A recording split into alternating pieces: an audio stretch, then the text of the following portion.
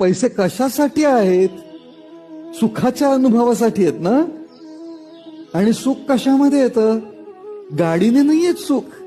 त्या गाडीमध्ये कोण बसलंय आणि त्यांच्या बरोबर जो आपण प्रवास करतो त्या प्रवासामध्ये सुख आहे. पण गाडीच्या मागे लागता लागता आपण तो प्रवास विसरतो.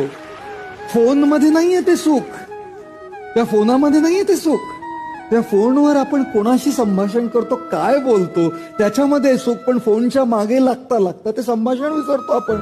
त्या घरामध्ये नाहीये ते सुख. विटांचं आहे ते घर. फर्निचर आणि विटांनी केलेलं घर आहे ते. पैसे काय करतो? फक्त ते घर आणून देऊ शकतो त्याला. सुख घरामुळे नाहीये हो. घरामध्ये सुख असलं असताना एकटे जरी असताना फर्निचरला किती छान आहेस रे, लाल आहे रे. फर्निचर मध्ये असतं सुख आणि विटांच्या घरामध्ये असलं असतं तर सगळे एकटे राहणारे अगदी सुखी राहिले असते ना.